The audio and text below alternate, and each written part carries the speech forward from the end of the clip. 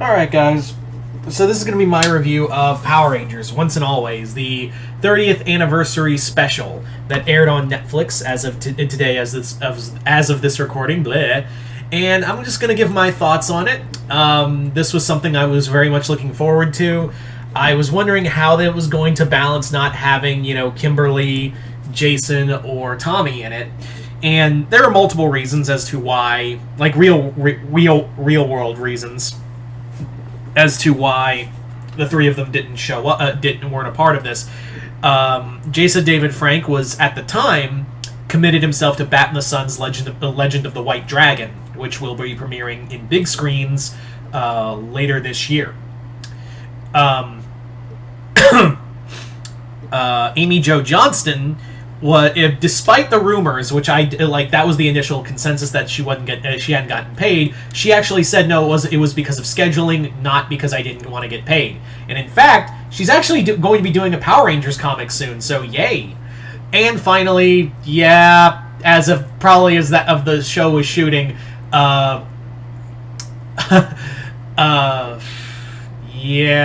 lest we talk about Jason the Best, because he was kind of not fighting monsters, he was fighting the law. Anyway, so this story, first off, hats off to the crew they could get. This show, come hell or high water, was going to be a thing, and they really did well. I mean, the budget isn't there. It's a Power Rangers budget. What do you expect? And you have to if you've been a fan of Power Rangers these 30 years, then you know the budget's not the best. Also, props to Walter Jones and I forget Billy's actor's name, David Yost. Walter Jones and David Yost put on their big boy pants and carried this, because this is really more focused on Zach and Billy than anyone else. They do show Rocky and Kat back, which was really cool, but really it's the focus on them. And I also love that, even though I know a lot of people are like, well, where's all the stuff for Tommy? He died. Well, the actor had passed after the show was done, after the special was done. So, and also, tell me you didn't get emotional. If you didn't get emotional in that part where they played, Kimberly's song about losing friends, and then seeing the in memoriam to both Trini and JDF, Trini's actress, and Twi, I cannot pronounce her name, Twi Quang, and Jason David Frank. If you didn't get emotional at that end, I don't know what to fucking tell you. You got no soul. And again, if you're complaining about the budget in a Power Rangers show, I don't know what to tell you. I don't know where you've been the past 30 years, but it's a very cheap show. It's why do you think they shoot at a fucking rock quarry every other episode? Rock quarries are really easy to film at. So yeah. So the story is that, and actually this was something I brought up because I'm such a stickler for continuity. I was like, when they showed the trailer, I was like, okay, Rita's back, but why is she a robot? And also, why is she even evil anymore? The Zordon Z-Wave should have cured her of that. In fact, we know she got cured of it by in Mystic Force, where we see her as the Mystic Mother. But yeah, and they actually have a good explanation for it. But yeah, so before I go into more detail, essentially this story is set 30 years after the Power Rangers had formed, and Trini has been killed. They killed Trini off in the special, and her daughter is now being raised by Zach, and now Rita has returned, and she has a new weapon that will capture Power Rangers, take their power, and use it to power a machine that will allow her to go back in time, and that whole shenanigans. But like I said, what I really liked is how they paid attention to continuity. I don't know if there's a lore guy like they got at Star Wars, but I wonder if at all they got a lore guy, because they were like, yeah, so Zordon did die and his Z-Wave did cure Rita, but the Rita we're seeing here not only took over Alpha and possessed him and made him hers and assimilated him, this Rita essentially is the negative energy that was carried away. So this isn't the Rita we know. That Rita did become good and become the Mystic Mother, but in here, this is all of Rita's dark energy. Like, this is all the negative Rita.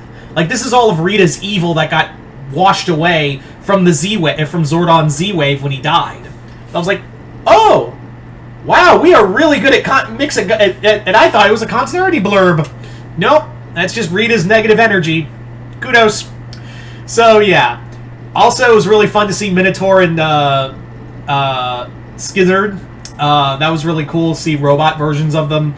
And it was hilarious to see, once again, Power Rangers using action figures to showcase captured Rangers. It was hilarious. I love the moment where the Rangers are trying to save the other ones from the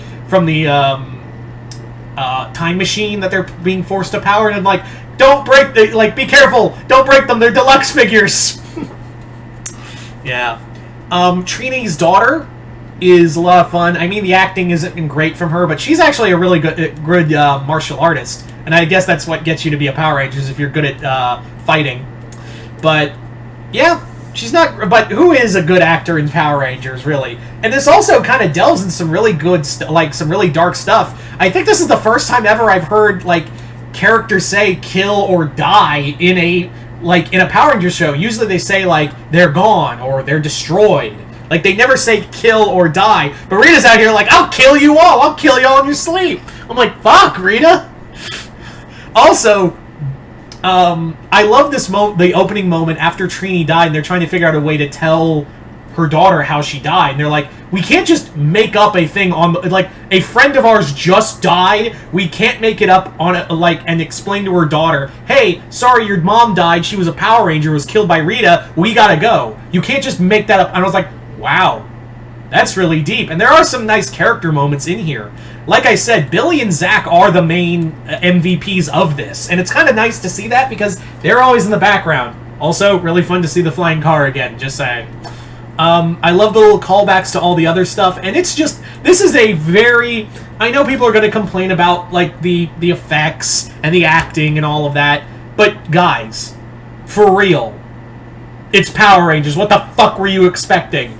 Were you expecting this to be some big big budget kind of thing? No, guys. If you and all you needed was the Power Rangers theme and a rock quarry. Trust me, I've seen worse. So yeah, was this a Power Rangers special we were all hoping for? I like to think so. I mean, we could have not gotten it at all. There was a chance they could have just canceled it. We didn't have Kimberly, we didn't have Tommy, we didn't have Jason, but for the character and cast we did have, it was fun to see Kat and Rocky again. I gotta be honest.